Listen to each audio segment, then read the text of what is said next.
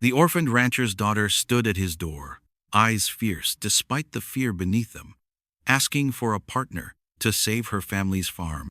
As he weighed his answer, it left one question hanging in the air. Could two strangers build more than just a harvest together? The sun was hanging low over Red Willow Crossing when the knock came, three sharp raps that cut through the evening quiet like gunshots. Calder Holt set down his coffee cup and listened. In 5 years of living on the edge of town, visitors were about as common as snow in July. He opened the door to find a young woman standing on his porch, dust coating her riding clothes and determination blazing in her green eyes.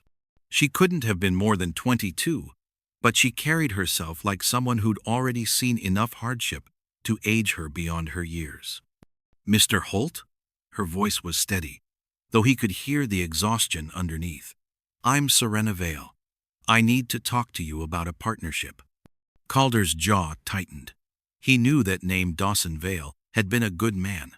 Worked land about 10 miles south until consumption took him last winter. This had to be his daughter, the one folks said was trying to run the ranch alone. "I don't do partnerships, Miss Vale." He started to close the door, but she stepped forward. "My father's ranch is being stolen from me," she said, her words rushing out like water through a broken dam. "Malric Boone's been cutting my fences, poisoning my water troughs, running off my cattle. His men told me yesterday that I have 2 weeks to sell, or they'll take it anyway." Calder had heard Boone's name before, always followed by stories of small ranchers who'd mysteriously decided to sell out and move on. He studied Serena's face, noting the stubborn set of her chin, the way she held her ground despite swaying on her feet from exhaustion. "What exactly are you proposing?" he asked against his better judgment. "I need someone who knows cattle, knows how to handle trouble. In return, I'll split the ranch profits 50-50. She met his eyes directly. "I've heard you used to run a successful operation before whatever happened that made you come here." The mention of his past sent a familiar chill down Calder's spine. He'd sworn off partnerships after Marcus Brennan, his former partner, had sold him out to claim their entire herd for himself. Trust was a luxury he couldn't afford anymore. "I work alone, Miss Vale. Always have, always will." But even as he said it, something in her desperate courage reminded him of himself. At her age, proud, determined, and completely in over his head. "Please," she said, and for the first time, her voice cracked slightly. "I've got nowhere else to turn. Boone's counting on me being helpless because I'm alone. But if I had a partner, someone like you, maybe I could hold on to the only home I've ever known." Calder stared at this young woman who'd ridden hard to reach his door, asking him to risk everything he'd rebuilt. Every instinct told him to walk away. But something deeper, maybe the memory of his own father's land being stolen by greedy men, made him hesitate. "If you thought this was intense, you won't want to miss what's about to happen next." Serena didn't wait for an invitation. She stepped past Calder into his modest cabin, her eyes taking in the neat, sparse furnishings of a man who'd learned to live without attachments. "My father built that ranch from nothing," she began, pacing his small front room like a caged wildcat. "Came west with just a wagon and a dream. Cleared every acre by hand." Calder poured himself another cup of coffee, not offering her one. "Dreams don't pay debts, Miss Vale." "No, but cattle do. Or they did, until the drought hit 2 summers running." Her voice carried the weight of watching everything fall apart. "Papa took loans to keep the herd alive, and when he died, those debts came due. That's when Malric Boone started circling like a vulture." The name Malric Boone made Calder's coffee taste bitter. He'd tangled with Boone's men once before, when they'd tried to drive their cattle across his property without permission. Boone was the kind of man who believed ownership came from having the biggest fists and the most guns, not from any piece of paper. "Boone's got a system," Calder said, setting down his cup. "First, he finds a weak spot, debt, family trouble, anything that makes you vulnerable. Then his boys start making life difficult. Fences get cut. Water gets poisoned. Cattle disappear. Pretty soon, selling out starts looking like the smart choice. Serena's hands clenched into fists. Well, I'm not smart, I guess, because I'd rather die than let that snake take what my father died protecting. There was fire in her voice that reminded Calder of his younger self, before betrayal had taught him that passion was just another word for foolishness. But he also saw something else, the desperate hope of someone who knew she was fighting a battle she couldn't win alone. "You're asking me to make enemies of some dangerous men," he said. "I'm asking you to help me save my home." She turned to face him fully, and he was struck by how small she looked, despite her fierce words. 50-50 split of everything, cattle sales, land profits, whatever we can make it produce. All I need is someone who won't run when Boone's men come calling. Calder found himself studying her hands calloused from work, steady despite her exhaustion. She wasn't some sheltered ranch owner's daughter playing at being tough. She'd been working that land, fighting for it already. "What makes you think I won't run?" he asked. "Because you're still here." Her green eyes met his directly. "Everyone in town knows you could have moved on years ago, found easier work somewhere else. But you stayed. That tells me you're not the running type." The observation hit closer to home than Calder liked. He had stayed, though he couldn't say exactly why. Maybe it was stubbornness. Maybe it was the simple fact that running got exhausting after a while. "I'll take a look," he heard himself saying. "But I'm not promising anything beyond that." Relief flooded her face, though she tried to hide it. "That's all I'm asking, for a fair look at what we're up against." Dawn came cold and gray as Calder saddled his horse, already regretting his moment of weakness the night before.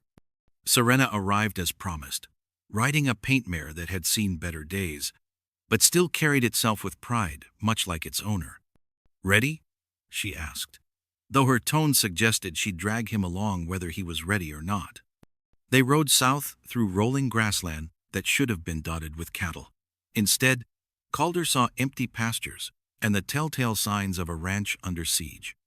About 5 miles out, they came to the first cut fence wire, snipped clean through and left hanging like broken promises.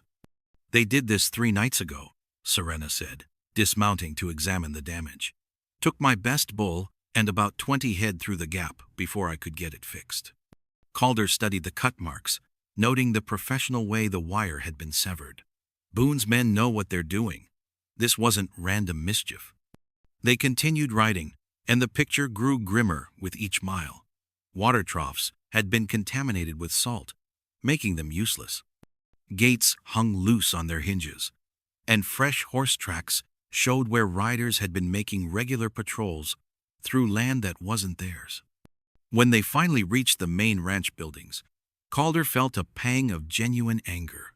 The Vale Ranch sat in a natural basin with good water access and rich grazing land, the kind of property any cattleman would kill for. But the barn door hung askew, and the corral fence had been deliberately weakened. "This is what I'm fighting for," Serena said, gesturing toward the modest but well-built house where she'd grown up. "It's not much, but it's mine."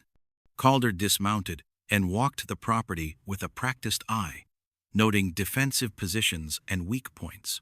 "You'll need new fencing all along the east pasture," he said, falling into the familiar rhythm of planning ranch work. "And these water troughs need to be cleaned and moved closer to the house where you can watch them." "I can handle the cleaning," Serena said, already rolling up her sleeves. "Papa taught me to work." For the next several hours, they labored side by side, Calder directing repairs while Serena proved she wasn't afraid of hard work. She handled tools with competence and never complained about the heavy lifting. More than once, he caught himself appreciating not just her determination, but the efficient way she moved, like someone who'd grown up knowing that survival depended on pulling her own weight. "You've got good instincts," he admitted, as they took a break for water. "Your father taught you well." "He taught me that land doesn't belong to whoever can take it by force," she replied. It belongs to whoever's willing to fight for it every single day. As the sun climbed higher, Calder found himself making mental notes about improvements, defensive strategies, and cattle management, the kind of planning a man only did when he was seriously considering staying. They were reinforcing the corral fence when dust on the horizon announced unwelcome visitors. 3 riders approached at an easy pace, the kind of casual swagger that suggested they owned everything they could see. "Boone's men," Serena said quietly, her hand moving instinctively toward the rifle propped against the fence post. Calder stepped slightly in front of her, not protectively, but positioned where he could move fast if needed. "Easy," he murmured. "Let them make the first move." The lead rider was a lean man with cruel eyes and a carefully groomed mustache. He dismounted with theatrical politeness, touching his hat brim in mock courtesy. "Miss Vale, I'm Ezek Crowder, Mr. Boone's foreman. We've come to discuss your situation." "I wasn't aware I had a situation," Serena replied, her voice steady despite the tension radiating from her shoulders. Crowder's smile was all teeth and no warmth. "Well now, that's where you're wrong. See, a young lady trying to run a ranch alone, that's definitely a situation. Dangerous, even. All sorts of accidents can happen to folks who bite off more than they can chew." Calder had met men like Crowder before, bullies who preferred intimidation to honest work. "Funny thing about accidents," he said conversationally. "They tend to happen to people who go looking for trouble in places they don't belong." The foreman's attention shifted to Calder for the first time, his eyes narrowing as he took in the quiet confidence of a man who'd faced down worse threats than 3 hired guns. "Don't believe we've been introduced, friend." "That's because we're not friends," Calder replied. "I'm Calder Holt, Miss Vale's new partner, and you're trespassing on our land." The words hung in the air like smoke from a gun barrel. Our land. Calder hadn't planned to say it, but once the words were out, he realized they felt right. Crowder's hand drifted toward his gun, but something in Calder's stillness made him reconsider. "Partner, huh? Well, that's interesting. Hope you're better at math than the young lady here, because the numbers on this place don't add up to survival." "Maybe you should let us worry about our numbers," Serena said, stepping up beside Calder. "And you can worry about explaining to Sheriff Daniels why you're on my property making threats." One of the other riders, a younger man with nervous eyes, shifted in his saddle. "Ezek, maybe you should shut your mouth, Tommy," Crowder snapped. He turned back to Calder and Serena, his mask of politeness finally slipping. "Mr. Boone's been real patient with you, Miss Vale.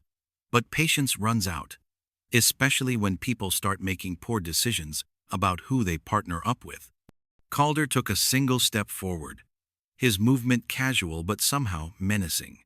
"Your boss got something specific he wants to say. He can come say it himself. Otherwise, I suggest you boys ride on back where you came from." For a moment, the only sound was wind through the grass and the creak of leather as the mounted men shifted nervously. Then Crowder smiled his cold smile and remounted his horse. "We'll be seeing you again real soon," he promised, wheeling his horse around. "Both of you." As they rode away, Serena let out a breath she'd been holding. "Well, that settles it. They know you're here now." "Good," Calder said, surprised by how much he meant it. "Let them know." The next morning brought hard work and honest sweat, the kind that built partnerships stronger than any handshake ever could. Calder and Serena rode fence line, replacing wire and posts that Boone's men had damaged, their conversation flowing easier than it had the day before. "Hand me that wire stretcher," Calder said, wrestling with a particularly stubborn section. "And tell me how your father managed to hold on to this place as long as he did."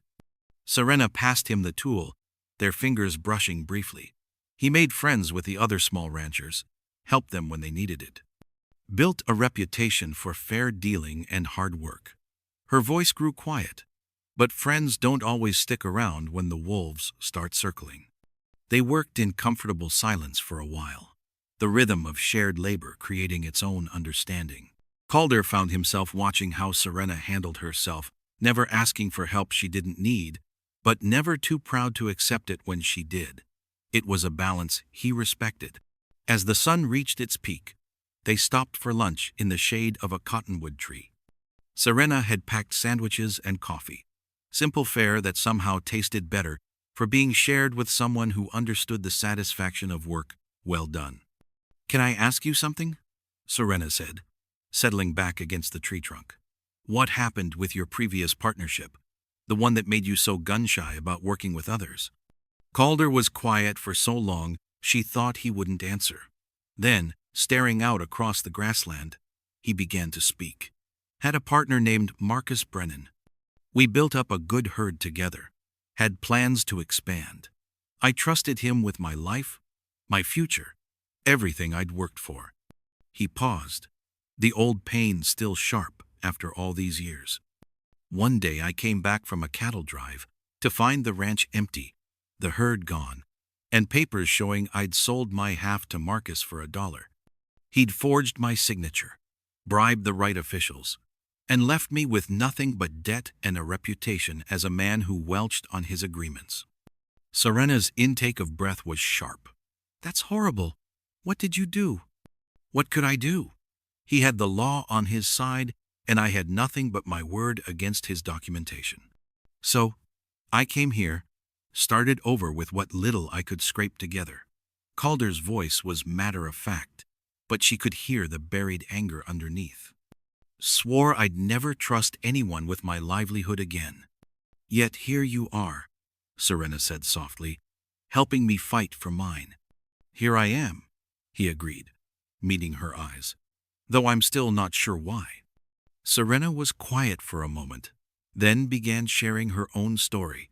The long nights watching her father cough up blood, the crushing weight of responsibility when he died, the loneliness of trying to hold onto a dream that seemed to slip further away each day.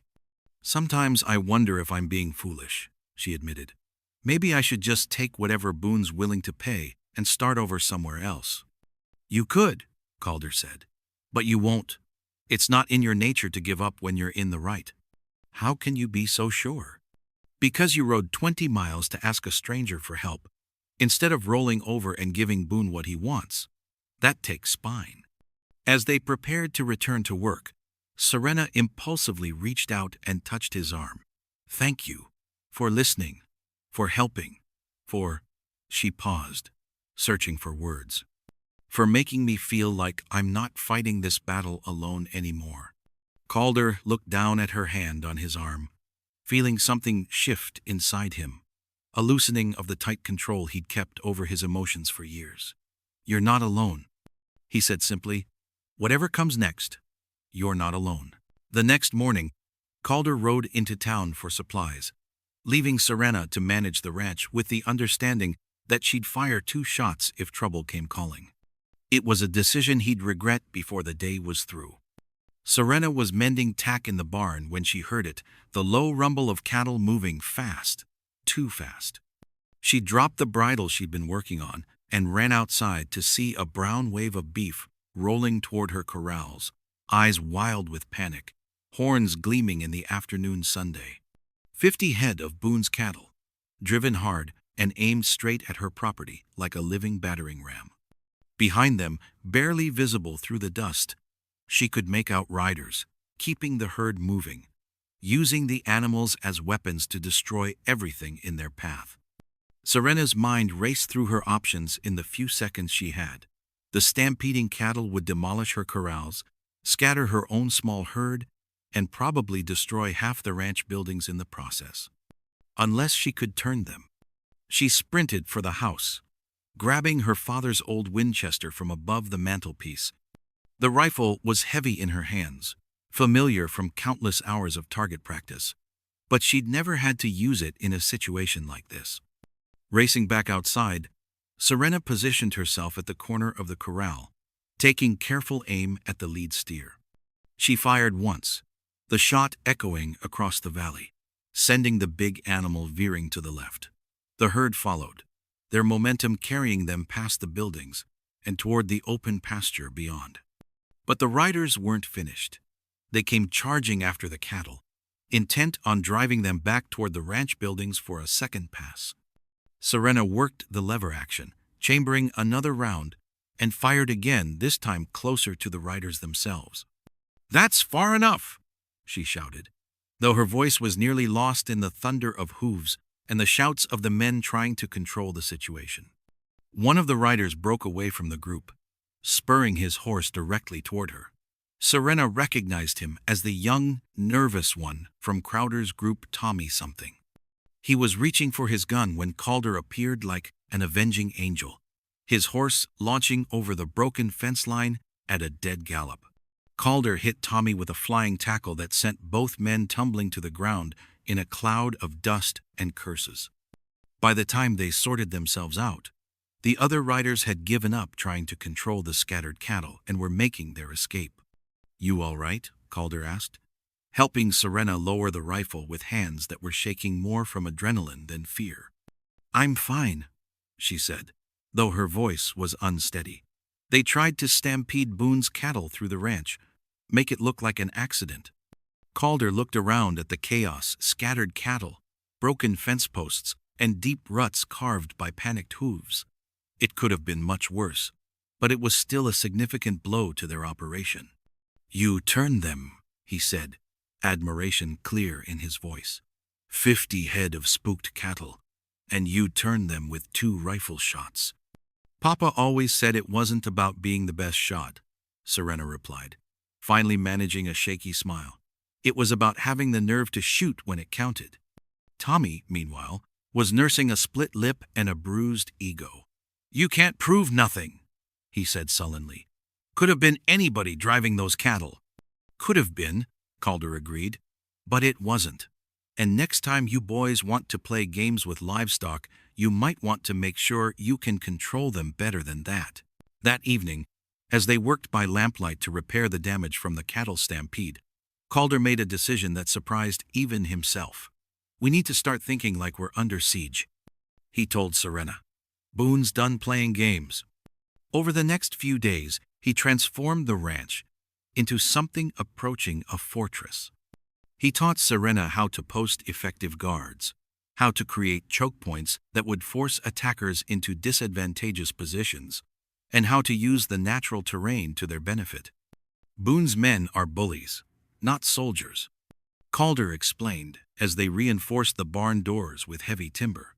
"They're used to intimidating people who won't fight back, but give them real resistance and they'll make mistakes." Serena proved an apt student in the art of defense.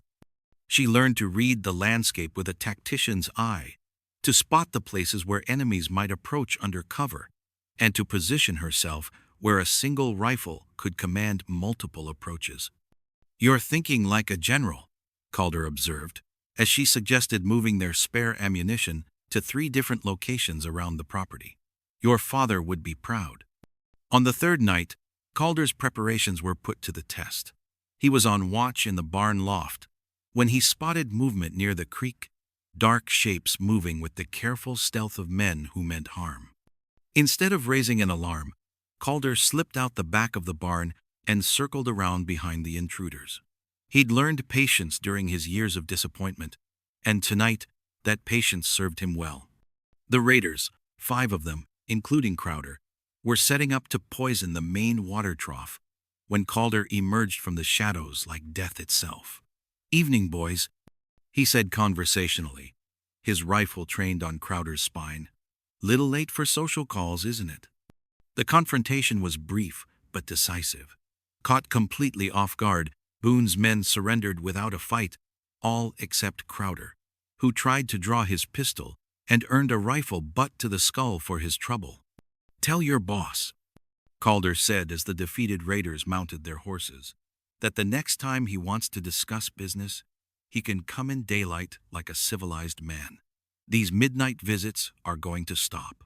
Crowder, blood streaming from a gash on his forehead, glared down at Calder with pure hatred. "Boone ain't gonna stand for this humiliation. He'll come for you himself now." "Good," Calder replied. "I'm tired of dealing with his hired help." As the beaten men rode away, Serena emerged from the house where she'd been watching from an upstairs window. "They'll be back," she said. "I'm counting on it," Calder said. "But next time, they'll think twice about underestimating us." Serena looked at him in the moonlight. This quiet man, who'd turned her failing ranch into a defensible position, and her desperation into hope. "You know, when I first came to your door, I thought I was just looking for hired help. And now? Now I think I found something much better. I found a partner who won't run when things get difficult." Calder felt something warm unfurl in his chest at her words. "You're tougher than most men I've worked with, Serena Vale. Your father raised a fighter." Malric Boone arrived in Red Willow Crossing 3 days later, with all the subtlety of a prairie fire. His entourage included a lawyer, a surveyor, 3 hired guns, and enough legal-looking documents to intimidate most folks into believing whatever he claimed. "I've got a legitimate claim on the Vale property," Boone announced to anyone within earshot as he set up shop in the saloon. "Unpaid debts, forged deeds, questionable inheritance. That girl's been squatting on my land for months." Word reached Calder and Serena by noon, carried by young Billy Henderson, whose father owned the feed store. "Mr. Boone's got papers," Billy gasped, having ridden hard to bring the warning. "Says he's going to the land office this afternoon to make it official." Calder and Serena exchanged grim looks. They'd known this moment would come when Boone stopped playing games and brought the fight into the open. But knowing and being ready were 2 different things.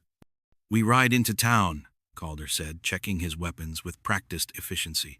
Time to call his bluff. The ride into Red Willow Crossing felt like riding into battle, which in many ways it was. The town's main street was unusually crowded, with folks gathering to witness what promised to be either justice or theft, depending on whose version of events they believed. Boone had set himself up like a king holding court outside the land office, his lawyer shuffling through papers while his hired guns stood by looking menacing. When he spotted Calder and Serena approaching, his face split into a predatory grin. "Miss Vale," he called out in a voice loud enough to carry to the gathered crowd. "Perfect timing. I was just explaining to these good people how you've been living on my property without permission." "Your property?" Serena's voice cut through the murmur of the crowd like a blade. "That ranch has been in my family for 15 years. My father built it from nothing." Boone's lawyer, a nervous man with ink-stained fingers, cleared his throat. "Mr. Boone holds valid liens against the property," he announced. "Debts incurred by the previous owner that transfer to the current occupant." Calder stepped forward, his presence somehow making the hired guns shift nervously, despite being outnumbered 3-1. "Funny thing about those liens," he said conversationally. "I've been doing some checking of my own." He produced a folder of documents that made Boone's confident expression falter slightly. "Turns out Dawson Vale paid off his debts 3 months before he died. Bank has records. Witnesses, too."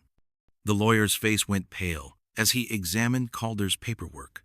Behind Boone, Sheriff Daniels finally stepped forward. He'd been watching from the sidelines, clearly hoping the situation would resolve itself without requiring his intervention. "Mr. Boone," the sheriff said reluctantly, "these documents appear to show that the debts you're claiming were settled before Mr. Vale's death. Do you have evidence to the contrary?" For the first time since arriving in town, Boone looked uncertain. His ace in the hole, the legal justification for seizing the ranch, was crumbling in front of a crowd of witnesses. "There's also the matter of the harassment," Calder continued, pressing his advantage. "Cutting fences, poisoning water sources, stampeding cattle through private property. I've got witnesses to all of it." Boone's face flushed red with anger and embarrassment. "You can't prove any of that," he snarled. "Actually, I can," said a voice from the crowd. Tommy, Crowder's young associate, stepped forward with his hat in his hands. "I'm tired of being part of this, Mr. Boone. It ain't right, what we've been doing." The confession that followed laid out months of systematic harassment and intimidation. By the time Tommy finished talking, even Boone's hired guns were looking uncomfortable. Sheriff Daniels, finally forced into action, cleared his throat. "Mr. Boone, I'm going to have to ask you to leave town. And if there are any more accidents at the Vale Ranch, I'll know where to come looking." The ride back to the ranch felt different than their desperate journey into town that morning. Boone's public humiliation had effectively ended his campaign against the Vale property. No hired gun wanted to work for a boss who couldn't even intimidate a sheriff into cooperation. "I can't believe Tommy spoke up," Serena said as they crested the hill that gave them their first view of home. "Takes courage to stand against your own boss like that." "Sometimes good men get caught up with bad ones," Calder replied. "Takes wisdom to know when to walk away." They dismounted at the corral. The familiar routine of caring for their horses somehow more satisfying now that they knew they'd be doing it tomorrow, and the day after that, and for however long they chose to stay. "I need to say something," Serena said, as they walked toward the house. "When I came to your door that first day, I was desperate. I would have said anything, promised anything, to get help saving this place." Calder paused, wondering if this was where she told him his services were no longer needed, now that the immediate threat had passed. "But somewhere along the way," she continued, "this stopped being about just keeping the ranch. It became about us, about what we could build together." They stopped by the corral fence, the same spot where they'd first worked side by side. In the distance, cattle grazed peacefully in pastures they'd defended together, and the setting sun painted everything in shades of gold and promise. "You were right about partnerships being risky," Serena said. "But you were wrong about one thing: not all partners will betray you.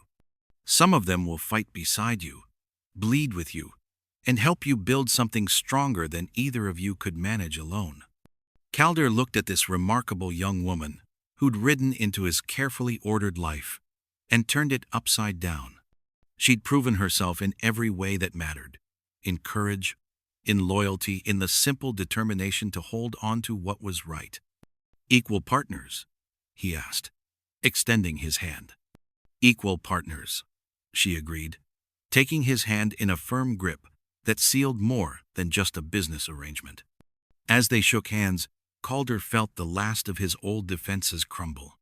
He'd spent years protecting himself from the possibility of betrayal, but Serena had shown him something he'd forgotten: that trust, once earned, was worth any risk.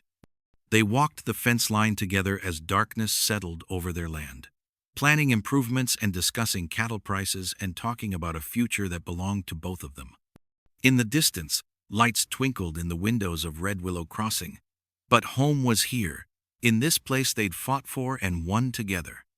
"You know," Serena said, as they completed their circuit and headed back toward the house, "I think my father would have liked you." "I think I would have liked him too," Calder replied. "Any man who could raise a daughter like you must have been something special." As they reached the porch, Serena turned to face him one more time. "Thank you, Calder, for everything." "Thank you for knocking on my door," he replied. "Best decision I never wanted to make. If you thought these were crazy, you won't want to miss what happens in this next video."